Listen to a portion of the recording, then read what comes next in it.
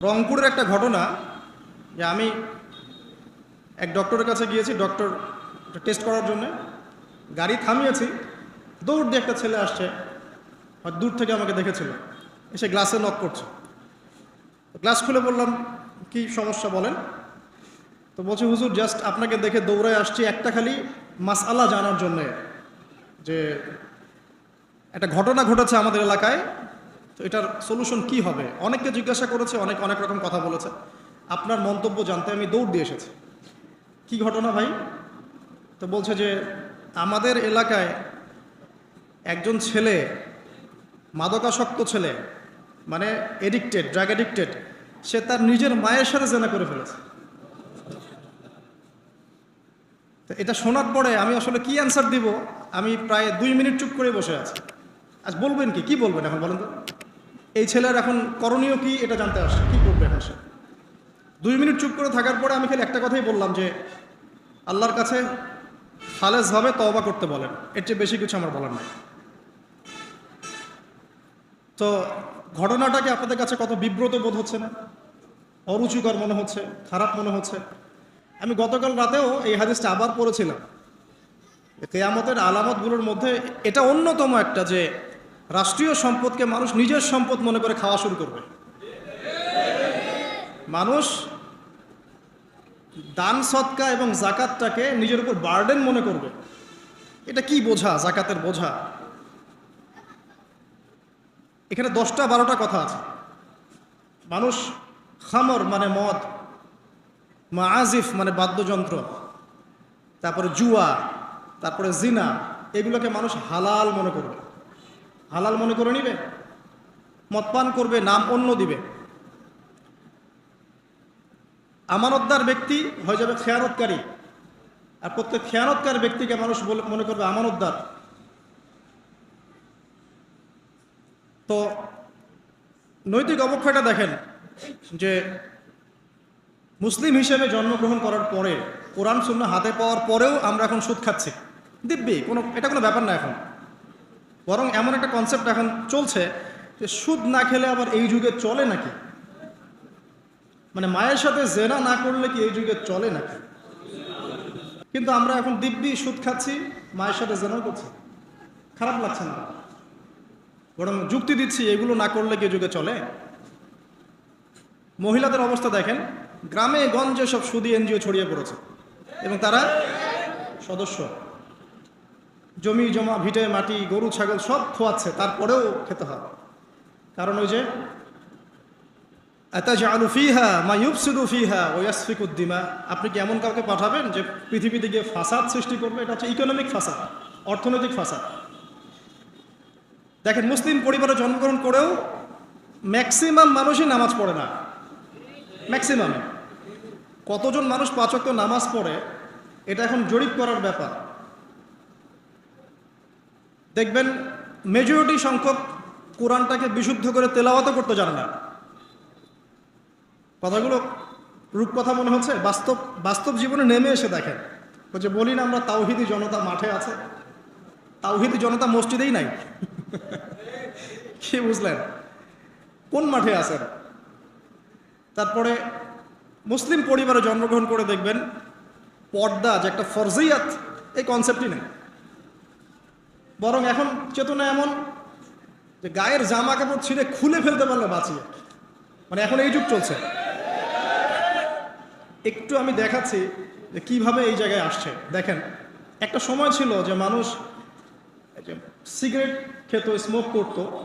আমরা ওই জেনারেশনটা দেখেছি যে স্মোক করতো চুপ চুপ করে, ওই চায়ের দোকানের কর্নারে, এই বাথরুমে ঢুকে, ওই মাঠের ওই কর্নারে গিয়ে, কেউ যেন দেখে না ফেলে। তারপরে কয়েক বছর পর পরিস্থিতি একটু পরিবর্তন হলো, ওপেন স্মোকিং, সবাই, ভাইয়ের সাথেও স্মোকিং, বন্ধুর সাথেও স্মোকিং, পরে বাবার সাথেও দেখা যায় ছেলে স্মোকিং। এই একটা যুগ আসলো দেখেন।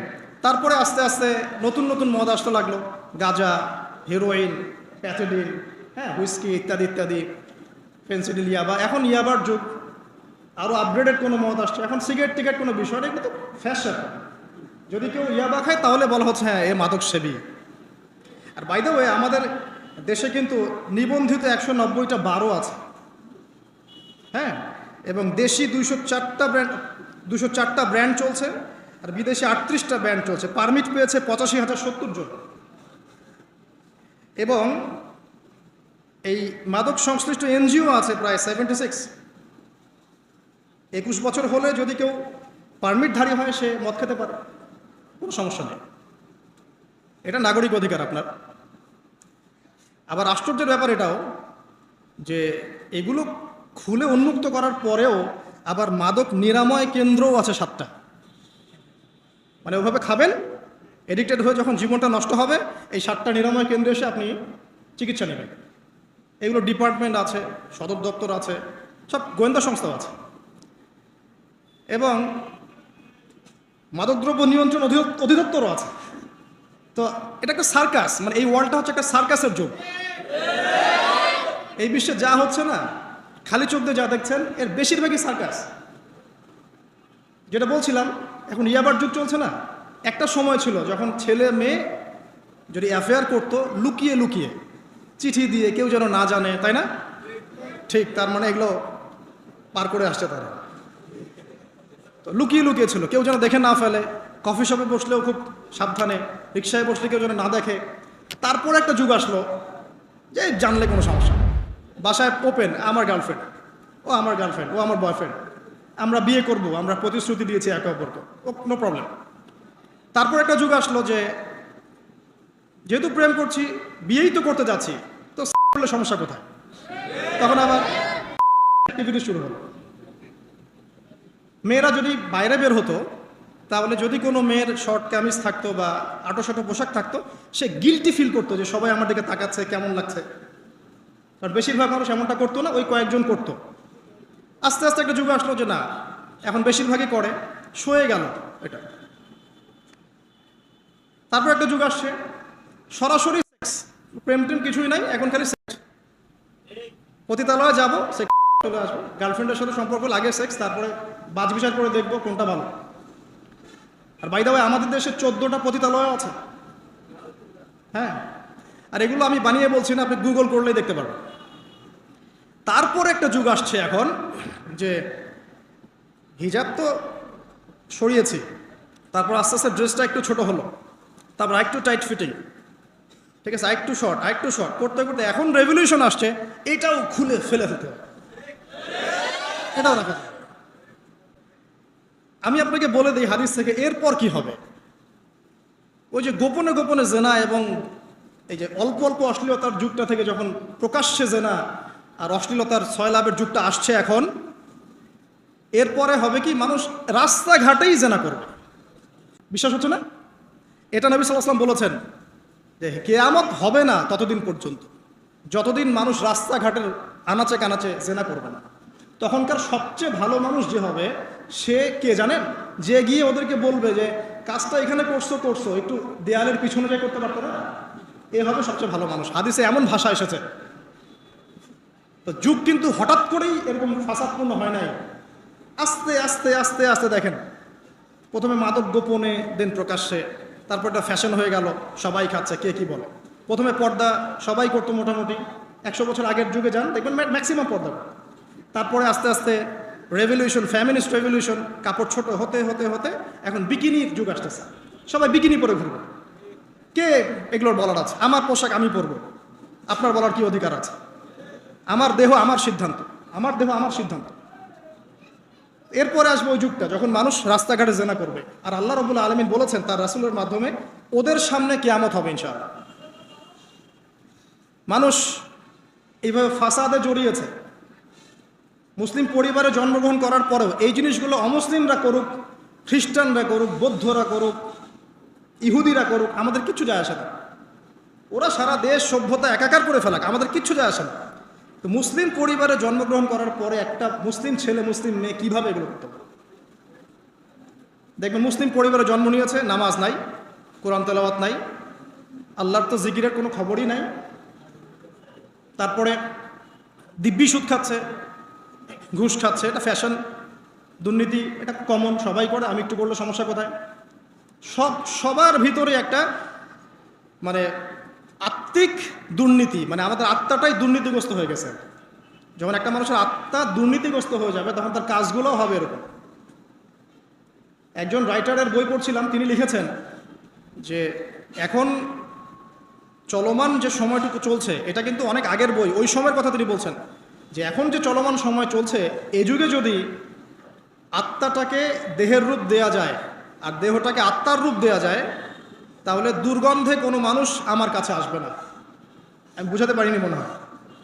আমাদের সুন্দর দেহটাকে যদি আত্মা বানিয়ে দেওয়া হয় আর আমাদের কুৎসিত আত্মাটাকে যদি দেহ বানিয়ে দেওয়া হয়, এত বিভৎস দেখাবে, সামনে কেউ যাবে না। তো যেটা বলছিলাম, ধর্ম মুসলিমদের মধ্যেই ফাসাদ চলছে, ইকোনমিক সেক্টরে ফাসাদ, রিবা, দুর্নীতি, সুদ, ঘুষ, কমন, এগুলো সবাই করছে। মুহাম্মদ সাল্লাল্লাহু আলাইহি ওয়াসাল্লামের উম্মত কিন্তু আমরা কিন্তু আল্লাহর সেই বান্দা যাদের পিতাকে আল্লাহ পাক ফেরেশতাদের সামনে সেজদা করিয়েছেন জ্ঞানের কারণে। সমাজের ক্ষেত্রে যান, দেখবেন সমাজের কাঠামোগুলো ভেঙে পড়ছে। প্রতিবেশী কে থাকে সেটাও মানুষ এখন জানে না, যে আমার পাশের পাশে আছেটা কে। একজন আরেকজনের উপকার করা, কাউকে ছাড় দেয়া দিন দিন কমে যাচ্ছে। দেখবেন কারো উপকার করা এটাকে মানুষ বিরক্তি মনে করছে এখন। রাস্তাঘাটে চলবেন, কেউ ছাড় দিতে রাজি না, যে আপনার আগে যেতে পারবে সে সফল ভাবখানা, কেউ ছাড় দিতে রাজি না। রাস্তার নিচু থেকে উঁচু শ্রেণী পর্যন্ত কেউ অন্যের স্বার্থে নিজের স্বার্থ বিসর্জন দিব, ছাড় দিব, এটা চিন্তা করা যাচ্ছে না। সমাজের কাঠামো কিন্তু ভেঙে গেছে।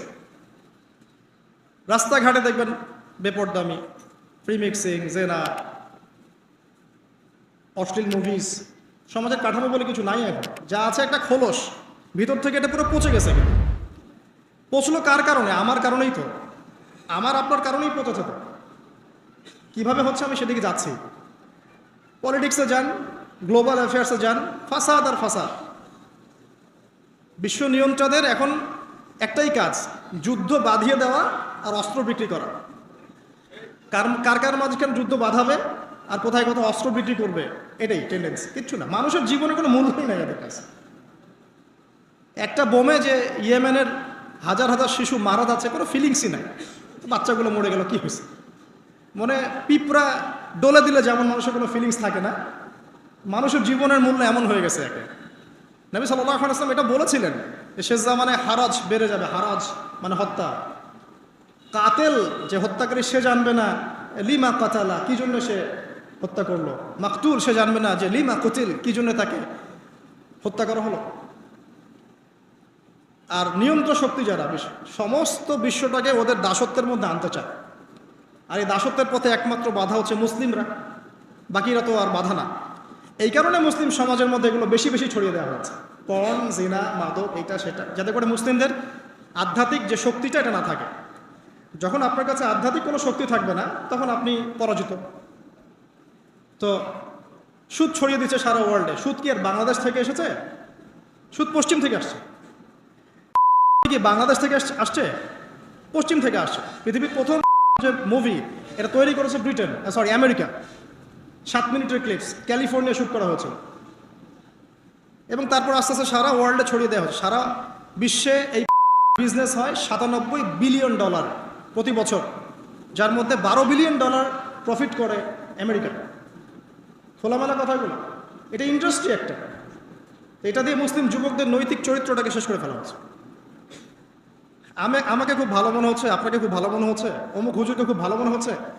চোখে এসব পড়ে নাই এমন একটা মানুষ খুঁজে পাওয়া যাবে না এই যুগে, এটা আমার বক্তব্য। ইল্লা মাশাআল্লাহ, ইল্লা মাশাআল্লাহ। যদি এমন কেউ থেকে থাকেন যে এইসব মানে কি বলবো, ইন্টারনেট সেকশনের সাথে কোনো সম্পর্কই নাই, তার ব্যাপারটা হয়তো ভিন্ন। বাকি সবার চোখে এগুলো পড়ছে এবং এটা কমন। এবং এগুলো কিন্তু দিন দিন গ্রামে বাড়ছে বেশি। কারণ কি, শহরের মানুষ এগুলো দেখতে একটু অভ্যস্ত, যে মেয়েরা এমনিই হাঁটে, অমনেই হাঁটে, এইরকমই ড্রেস পরে। আর গ্রামে তো এইসব কম ছিল। যখন গ্রামে এই পর্ন চলে গেছে তখন গ্রামের যুবককে আর কে ঠেকায়। এখন সে প্রতিদিন দেখা যাচ্ছে গ্রামে গঞ্জে ধর্ষণ বাড়ছে। মেয়ে ওর কাছে একটা ভোগের বস্তু, পশুত্ব আর দমন করতে পারছে না, আক্রমণ। আর এসবের যেহেতু ইসলামিক কোনো বিচার হচ্ছে না, ইসলামিক লস কেমন, যে একজন চুরি করেছে, জুমার দিন নামাজ হবে, নামাজের পরে সমস্ত এলাকার লোকজন দাঁড়িয়ে থাকবে, সমস্ত এলাকার লোকজনের সামনে তার হাতটা কেটে ফেলে দেওয়া। এলাকার সব লোক দেখবে যে চুরি করলে এই শাস্তি হয়, ভয় আর চুরি করতে যাবে। কেউ কাউকে অন্যায়ভাবে হত্যা করেছে, তারও কেসাস করতে হবে, এবং সেটা সবাই জানবে যে ও হত্যা করেছে, এ তাকে কেসাস করেছে। কেউ কারো চোখ উপড়ে ফেলেছে, ওরও চোখ। কেউ কারো হাত ভেঙে ফেলেছে, ওরও হাত। হাতের বদলে হাত, চোখের বদলে চোখ, কানের বদলে কান, কেসাস। ধর্ষণ করেছে, জনসমক্ষে সবার সামনে নিয়ে এসে দেনান কোর্ট বসিয়ে সাক্ষী প্রমাণ নিয়ে মৃত্যুদণ্ড। সবাই দেখবে যে মৃত্যুদণ্ড। প্রয়োজনে এই যে প্রজেক্টর লাগিয়ে দেখা, এই যে এই কাজ করেছে, এই শাস্তি। রাস্তাঘাটে ইফটিজিং হচ্ছে, মোবাইল কোর্ট থাকবে, ইফটিজিং হচ্ছে, রিপোর্ট প্রমাণ ধরা হবে, সাথে সাথে বিচার। এরকম একটা মাস করলে পরে দেখবেন অপরাধের মাত্রা বাড়ে না কম। আল্লাহর কসম করে বলছি, এটা ইনশাআল্লাহ 80% কমে যাবে ইনশাআল্লাহ। কিন্তু এটা করলে কি হবে জানেন? ওই যে পশ্চিমে বসে আছে বিশ্ব নিয়ন্ত্রণ সংস্থা, ওরা বলবে যে এই স্টেটের দিকে নজর রাখ, এরা মৌলবাদী হয়ে যাচ্ছে, এরা সন্ত্রাসী হচ্ছে, মানবাধিকার লঙ্ঘন করছে, ইত্যাদি ইত্যাদি। অর্থাৎ তুমি মিয়া সারা বিশ্বের মধ্যে লাখ লাখ মানুষকে বোম মেরে হত্যা করে দাও, তোমার মানবাধিকার লঙ্ঘন হয় না?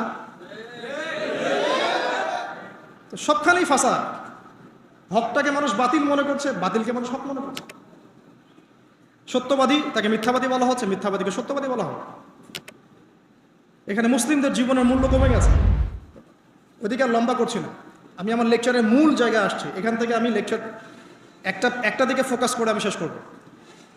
সেটা হলো, এই সমস্ত প্রবলেমসগুলো আমাদের পক্ষে সলভ করা সম্ভব না। এখন সলভ করার মতো ক্ষমতা আমাদের নাই, অনেক ক্ষেত্রে আমাদের সেই জ্ঞানও নাই, এগুলো নিয়ে ভাবার সময়ও নাই। কিন্তু একটা জায়গায় আমরা ফোকাস করতে পারি, একটা জায়গায়। আজকের লেকচারের এটা সবচেয়ে মূল জায়গা। সেটা হচ্ছে আল্লাহ পাক আমাদেরকে স্ব পরিবার দিয়েছেন, দেন নাই? এবং এই পরিবারটা হচ্ছে একটা সমাজের গঠন একক। আমরা পড়েছি না গঠন একক? একটা জিনিস, একটা কোষ, তার মধ্যে গঠন একক আছে না, অণু পরমাণু আছে না? সমাজ হচ্ছে, সমাজের অণু বা পরমাণু হচ্ছে পরিবার। একটা সমাজে যদি 100টা পরিবার থাকে, তার মধ্যে যদি 90টা পরিবার সৎ হয়, আল্লাহওয়ালা হয়, ইসলামিক অনুশাসন মেনে চলে সত্যিকার অর্থেই, ইনশাল্লাহ ওই সমাজটা কিন্তু দেখবেন 8-10টা সমাজের চেয়ে ভালো থাকবে ইনশাল্লাহ। আর একটা সমাজে মনে করেন 100টা পরিবার আছে, 90টাই ইসলামের বিরোধী শক্তি, ইসলামের এগেনস্টে চলে, ইসলামের কোনো পরোয়া নাই, আল্লাহ পাকের হুকুম আহকামের 5 পয়সা পরোয়া নাই। ওই সমাজের অবস্থা নিঃসন্দেহে দুনিয়াতেও ধ্বংস হবে, আখিরাতেও ধ্বংস হবে। আর এই সমাজগুলোকে নিয়েই তো একটা রাষ্ট্র হয় নাকি? আর এইভাবে রাষ্ট্র নিয়েই তো বিশ্ব। তাহলে ক্ষুদ্রতম যে জায়গাটা, সেটা কি? পরিবার। এই জায়গায় আল্লাহ পাক আপনাকে কর্তৃত্ব দিয়েছেন। এখানে কিন্তু আপনার উপর লাঠি কেউ ঘোরাচ্ছে না। আপনি অ্যাজ এ বাবা, আপনি পরিবারের কর্তা, অ্যাজ এ স্বামী আপনি পরিবারের কর্তা, ভাই আপনি পরিবারের কর্তা। আমাদের প্রথম স্টার্টিংটা এই ফ্যামিলি থেকে করা উচিত। তো আল্লাহ পাক এই বিষয়ে কি বলছেন, আমি ওই একটা বলে সামনে যাই। আল্লাহ পাক সূরা তাহরিমের মধ্যে 6 নম্বর আয়াতে বলেছেন যে ইয়া আইয়ুহাল্লাযীনা আমানু, হে মুমিনগণ। আমাদেরকে আল্লাহ পাক বলছেন, হে মুমিনগণ, কু আনফুসাকুম ওয়া আহলিকুম নার, তুমি নিজে জাহান্নামের আগুন থেকে বাঁচো। আগে নিজের চরকায় তুমি তেল দাও, নিজে জাহান্নামের আগুন থেকে বাঁচো। ওয়া আহলিকুম নার, তোমার যে পরিবারবর্গ আছে এদেরকে জাহান্নাম থেকে বাঁচাও। কেমন দেখেন, আপনাদের বাসায় ছোট ছোট বাচ্চা কাচ্চা আছে না? আছে তো। একটা বাচ্চা যদি আগুন ধরতে যায়, ধরেন ও বোঝে না যে আগুন কেমন হবে, ছোট বাচ্চা, আল্লাহ না করুক, সে ধরেন একটা কয়লা ধরতে যাচ্ছে, হ্যাঁ, আগুন হাত দিতে যাচ্ছে, তো আপনি কি করবেন? আপনি তাকে সেভ করার চেষ্টা করবেন। সে যদি বলে না আমাকে ছেড়ে দাও, আমি ধরবই, আপনি প্রয়োজনে একটা থাপ্পড় দিয়ে হলে সরাবেন এখানে, তাই না? এটা হচ্ছে বাঁচানো। আপনি আপনার শিশুটাকে এই যে হাতে আগুন নেওয়া থেকে বাঁচালেন। আল্লাহ পাক এটা বলছেন, নিজে বাঁচো, পরিবারবর্গকেও বাঁচাও। পরিবারবর্গ যদি শুনতে না চায়, না আমি জেনা করব, না আমি গান শুনবো, না আমি মদ খাবই, হ্যাঁ, না আমি এইটা করবো ওইটা করবো, যদি আপনি বুঝে থাকেন যে আপনার কথাটা হক, শাসন করে হলেও তো তাকে বারণ করতে হবে। এখানে আল্লাহ পাকের নসিহত হচ্ছে, তোমরা নিজেরা জাহান্নামের আগুন থেকে বাঁচো, পরিবারবর্গকে বাঁচাও। কোন জাহান্নাম থেকে বাঁচবে? আলাইহা মালাইকাতুন গিলাজুন শিদাদ, যেই জাহান্নামে কঠিন কঠিন মনের ফেরেশতারা আছে, পাষাণ মনের ফেরেশতা। আল্লাহ পাক তাদের মনের মধ্যে কোনো দয়া মায়া দেন নাই। আমাদের মনে দয়া মায়া আছে না, এই দয়া মায়াও আল্লাহ পাক তাদেরকে দেন না, শুধু আযাব দেওয়ার মতো শক্তি সামর্থ্য এবং কঠিন একটা মন দিয়েছেন। অন্য সূরায় আছে তাদের সংখ্যা 19 জন। কতজন? 19 জন, মানে তারা দায়িত্বশীল। বাকি আরো যে কত হাজার লক্ষ কোটি আছে আল্লাহ ভালো জানে। আলাইহা তিসআতা আশার আল্লাহ পাক বলেছেন। তো আলাইহা মালাইকাতুন গিলাযুন শিদাদ লা ইয়াসুনাল্লাহা মা আমারাহুম ওয়া ইয়াফআলুনা মা ইউমারুন। আল্লাহ পাক ওই ফেরেশতাদেরকে যে আদেশ করেন সেই আদেশ পালনে তারা বিন্দু মাত্র গাফেলতি করে না। এই সব ফেরেশতা থেকে যারা জাহান্নামের প্রহরী, এই জাহান্নাম থেকে তুমি নিজে বাঁচো, তোমার পরিবারকে বাঁচো। এই জায়গায় আসে। এখন তোমরা যারা এখনো ফ্যামিলি শুরু করো নাই, যুবকদেরকে বলছি, তাদের জন্য এই অংশটুকু বেশি বেনিফিশিয়াল হবে ইনশাআল্লাহ। কারণ তোমাদের জন্য পথ চলাটা তুলনামূলক সহজ তাদের চাইতে যারা অলরেডি ফ্যামিলি ঢুকে গেছেন এবং বিপদেও পড়ে গেছে, বা বড় হয়ে গেছেন, দীর্ঘ সময় পর্যন্ত আপনার ইসলামের এগেনস্টে চলেছেন বা আল্লাহর হুকুম আহকামের তোয়াক্কা করেন নাই, তাদের জন্য এটা অনেক কঠিন। কিন্তু যারা এখনো ফ্যামিলি স্টার্ট করো নাই বা কেবল স্টার্ট করেছো বা করতে যাচ্ছ, তোমাদের জন্য এই অংশটুকু বেশি ইম্পর্টেন্ট। আল্লাহ পাক এখানে একটা মূলনীতি দিয়ে দিলেন, নিজে বাঁচতে হবে, পরিবারবর্গকে বাঁচাতে হবে। আর আমি আগেই বললাম, পরিবার বাঁচলে সমাজ বাঁচবে, সমাজ বাঁচলে রাষ্ট্র বাঁচবে। আসেন প্রথমে আমরা দেখি যে কোরআন কি বলছে। খুব অল্প করে বলি, কারণ সময়, লম্বা সময় নেওয়ার সুযোগ নাই। কোরআন কি বলছে একটু লাইভলি থাকেন। আদম এবং হাওয়া আলাইহিস সালাম, মনে আছে? তাদের দুইজনকে আল্লাহ পাক পৃথিবীতে নামিয়ে দিয়েছেন না? যে ভুলটা তারা করেছেন সেই ভুলের ফল তারা দুইজনের সমানভাবে শেয়ার করে নিচ্ছেন না? বুঝতে পারছেন? আল্লাহর সীমা লঙ্ঘন করার পরে তাদেরকে যে আল্লাহ পাক নামিয়ে দিলেন পৃথিবীতে, এখন এই যে লম্বা সময় তাদেরকে পৃথিবীতে থাকতে হবে, পৃথিবীর এইসব ভোগান্তি পোহাতে হবে, হ্যাঁ, জান্নাতের সেই নাজ নেয়ামত থাকছে না, এই যে কষ্টের পথ চলা, এই পথ চলাতে কি স্বামী স্ত্রী একসাথে না? এভাবে যদি পরিবারের স্বামী এবং স্ত্রীরা তাদের জীবনের উদ্দেশ্যটা ফিক্স করতে পারে এবং সমস্ত বাধা বিপত্তিকে হাসি মুখে একসাথে ডিঙাতে পারে, পরিবারে শান্তি আছে। যদি না পারে তাহলে বুঝবেন যে সে আদর্শ স্বামী ছিল না, অথবা সে আদর্শ স্ত্রী ছিল না। এখান থেকে শিক্ষা হচ্ছে দুইজনের জীবনের উদ্দেশ্য একই রকম হতে হবে, দুইজনের লাইফের ভিশন মিশন সেম হতে হবে, তখন আপনি পরিবারে শান্তি পাবেন ইনশাআল্লাহ। যদি না হয় তাহলে আপনি বিয়ের মধ্যে ভুল করেছেন। অতএব এই জায়গায় নসিহতটা প্রথম নেন। তারপরে চলে আসেন নূহ আলাইহিস সালাম, মনে আছে না? তার একজন ছেলে ছিল, সে কি মুমিন ছিল? পড়েন নাই? সে কিন্তু মুমিন ছিল না, সে অস্বীকারী ছিল। তার নূহ আলাইহিস সালামের স্ত্রী, সে কি মুসলিম ছিল? চিন্তা করতে পারেন, একজন নবীর স্ত্রী মুসলিম নন, একজন নবীর ছেলে, তিনি আল্লাহর আদেশের পরোয়া করছেন না। আল্লাহ বলছেন লাইসা মিন আহলিক, এই ছেলে তোমার পরিবারের কেউ না। নূহ আলাইহিস সালাম বলছেন, হে আল্লাহ, সে আমার পরিবারের একজন, তাকে ক্ষমা করে দাও। আল্লাহ বলছেন লাইসা মিন আহলিক, সে তোমার পরিবারের কেউ না। নবী পরিবারের সদস্য হওয়া সত্ত্বেও লূত আলাইহিস সালামের স্ত্রী, সে কি জান্নাতি না জাহান্নামী? তাহলে এখানে বোঝেন যে নবী পরিবার হলেও যদি ব্যক্তিগত পর্যায়ে মানুষের মধ্যে ঈমান ইসলাম না থাকে, তাহলে এইসব বংশের পরিচয়, রক্ত, বর্ণ, জাতীয়তাবাদ, ভাষা, এগুলো মানুষকে আল্লাহর আযাব থেকে বাঁচাতে পারবে না। নবীর পরিবারের সদস্য হওয়া সত্ত্বেও তারা জাহান্নামে যাচ্ছে, শ্রোতাহারিম করে। তাহলে আমাদের কাজ কি? নিজের চটকাটা তেল দেওয়া ভালো করে। আমি কত বড় আলেমের ছেলে, আমি কত বড় দায়ীর স্ত্রী, আমি কত বড় মানে মুফাসসির মুহাদ্দিসের সন্তান, ভাই, এসবের কোনো মূল্য নাই। নিজে আমি ভালো কিনা, নিজে প্রকৃত মুসলিম মুমিন কিনা, এটার মূল্য আছে। এই কারণেই হয়তো আমাদের নবী সাল্লাল্লাহু আলাইহি ওয়াসাল্লাম তার মেয়ে ফাতিমা রাদিয়াল্লাহু আনহাকে বলছেন, হে ফাতিমা, হে আমার কলিজার টুকরা মেয়ে, হে আমার কলিজার টুকরা মেয়ে, তুমি শোনো, পৃথিবীতে আমার কাছে যা চাওয়ার তুমি চেয়ে নাও, পরকালে আমি তোমার কোনো হেল্প করতে পারছি না। অথচ আমরা জানি নবী সাল্লাল্লাহু আলাইহি ওয়াসাল্লাম সবার জন্য কি করবেন? সুপারিশ করবেন, সেটা অন্য বিষয়। তোমাকে তোমার হিসাব একাই দিতে হবে, নবী সাল্লাল্লাহু আলাইহি ওয়াসাল্লাম এটা বলছেন। একদিন তিনি বাসায় ঢুকলেন, দেখছেন আয়েশা রাদিয়াল্লাহু আনহা কান্নাকাটি করছে। আয়েশা আর বলে রাখি, আয়েশা রাদিয়াল্লাহু আনহা সম্পর্কে আমাদের নবীজি বলেছেন, তাকে প্রশ্ন করা হচ্ছে আপনি পৃথিবীতে সবচেয়ে বেশি কাকে ভালোবাসেন? তিনি বলছেন আয়েশাকে। তারপরে কাকে ভালোবাসেন? আবু বকর। তারপর কাকে ভালোবাসেন? ওমর। কথা বুঝতে পারছেন? তো সেই আয়েশা রাদিয়াল্লাহু আনহা বাসায় কান্নাকাটি করছেন। তিনি বলছেন কি জন্য কাঁদছো হে আয়েশা? আয়েশা রাদিয়াল্লাহু আনহা বলছেন জাহান্নামের আযাবের ভয়ে আমি কাঁদছি। কি হবে ইয়া রাসূলুল্লাহ আমাদের শেষ হবে?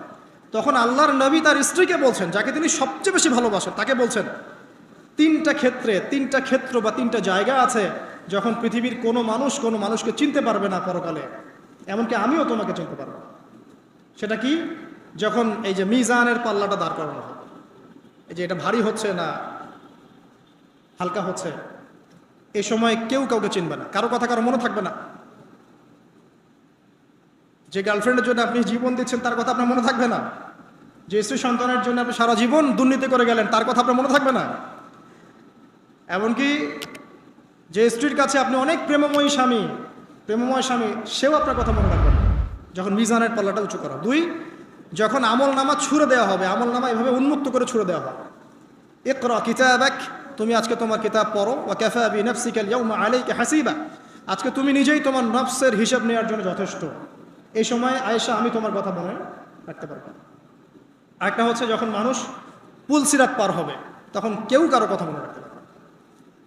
এখান থেকে শিক্ষা কি? নূহ আলাইহিস সালামের পরিবারের সদস্য হয়েও তারা আল্লাহর আনুগত্য না করার কারণে জাহান্নামে যাচ্ছেন। লূত আলাইহিস সালামের পরিবারের সদস্য হয়েও ঈমান না আনার কারণে তারা কি করছেন? জাহান্নামে যাচ্ছেন। আমাদের শিক্ষা হচ্ছে আমাদের পরিবারগুলোর, যে আমাদের এই বংশ, আমাদের এই যে টাকা পয়সা, স্ট্যাটাস, রং, হ্যাঁ, বাড়ি গাড়ি, পলিটিক্যাল পদ, কোনো কিছুই আমাদেরকে আল্লাহর আযাব থেকে বাঁচাতে পারবে না যদি আমরা প্রকৃত মুসলিম মুমিন না হতে পারি। তো পরিবারের সদস্যদেরকে আল্লাহ পাক ঈমানদার হওয়ার তৌফিক এনায়েত করুন। এবার আসেন সামনে, আরও সামনে যান। দেখেন ওই যে ইব্রাহিম আলাইহিস সালাম দেখেছেন, মনে আছে? বাবা হচ্ছে ওই সমাজের সবচেয়ে বড় লিডারের ডান হাত, নমরুদের ডান হাত। সে হচ্ছে মূর্তি পূজারীদের সর্দার, মানে মূর্তি সে বানাতো, স্ট্যাচু মেকার। ইব্রাহিম আলাইহিস সালামকে আল্লাহ পাক ওই ঘরেই জন্ম দিয়েছেন যেখানে তার বাবা একজন শিরকের কাণ্ডারি। ইব্রাহিম আলাইহিস সালাম তাকে বোঝানোর চেষ্টা করলেন, বাবা এটা শিরক, এটা শয়তানের কাজ, এখান থেকে ফিরে আসো, আমি তোমার জন্য আল্লাহর কাছে দোয়া করবো ইত্যাদি। বাবা তার কথা শুনলো না। এটা তো এমন না যে তিনি শুধু একবার বলেছেন, তিনি হয়তো বলতেই ছিলেন, একদিন দুই দিন না, কিন্তু বলতেই আছে। এক পর্যায়ে বাবা তাকে বের করে দিলেন বাসা থেকে, ফাহজুরহুম, এখান থেকে বের হয়ে যাও, তুমি যদি আমাদের এই দেবতাদেরকে গালি দেওয়া বন্ধ না করো তাহলে আমি তোমার মাথা পাথর দিয়ে মেরে ফাটিয়ে ফেলবো। হ্যাঁ আমার আব্বা, আপনার প্রতি শান্তি বর্ষিত হোক, আমি আল্লাহর কাছে আপনার জন্য দোয়া করব। পরে যখন আল্লাহ পাক তাকে বললেন যে কোনো মুশরিকের জন্য তোমার দোয়া করার স্বভাব পাবে না, তখন থেকে ইব্রাহিম আলাইহিস সালাম দোয়া করা বন্ধ করে দেন। এখানে দেখেন ছেলে, একজন যুবক ছেলে, তার মধ্যে ঈমান এসেছে, সে তার পরিবারের চলমান শিরকের বিরুদ্ধে কথা বলছে, প্রয়োজনে সে সেখান থেকে স্কিপ করেছে, তাকে বের করে দেওয়া হয়েছে, সে চলে গেছে, তারপরেও কিন্তু তাওহীদের সাথে শিরকের আপোষ করে নাই ইব্রাহিম আলাইহিস সালাম। সামনে যান, ওই যে তার স্ত্রী হাজরা আলাইহিস সালাম তার সন্তান এবং স্ত্রীকে রেখে আসছেন কোথায় বলেন? মক্কায়, তাই না? মরুভূমিতে, খাবার নাই, পানিও নাই। এখন ইব্রাহিম আলাইহিস সালাম চলে যাওয়ার সময় তার স্ত্রী বলছেন যে আপনি কি আল্লাহর আদেশেই আমাকে ছেড়ে যাচ্ছেন? তিনি বলছেন হ্যাঁ। তখন তিনি বলছেন আল্লাহ পাক আমাদেরকে ধ্বংস করবেন না ইনশাআল্লাহ। এখানে খেয়াল করে দেখেন, তারপর সাফা মারওয়া সাই করলেন, জমজম কূপ পানি বের হলো, সেখানে কমিউনিটি গড়ে উঠলো। ইসমাইল আলাইহিস সালামের ঔরস থেকে পরবর্তীতে মুহাম্মদ সাল্লাল্লাহু আলাইহি ওয়াসাল্লামের জন্ম হয়েছে ওই ট্রাইবের মধ্যেই। তো এখানে খেয়াল করেন, এই যে সন্তান ইসমাইল আলাইহিস সালাম, তিনি যখন একটু বড় হচ্ছেন তখন ইব্রাহিম আলাইহিস সালাম আসছেন, এসে বলছেন আমি স্বপ্ন দেখেছি, ইয়া বুনাই, আমি স্বপ্ন দেখেছি, ইন্নী আরা ফিল মানামি আন্নী আসবাহুক, আমি স্বপ্ন দেখেছি আমি তোমাকে জবাই করছি, ফানজুর মাযা তারা, তোমার কি রায় আমাকে বলো। তো এখন ইসমাইল আলাইহিস সালাম বলছেন, কিশোর ইসমাইল, ইয়া আবাতি, হে আমার বাবা, ইফআল মা তুমার, আপনি সেটাই করেন যা আল্লাহ আপনাকে আদেশ করেছেন। সাতাজিদুনি ইনশাআল্লাহু মিনাস সাবিরিন, ইনশাআল্লাহ আপনি আমাকে সবরকারী পাবেন। কার কথা এটা? ইসমাইল আলাইহিস সালামের কথা।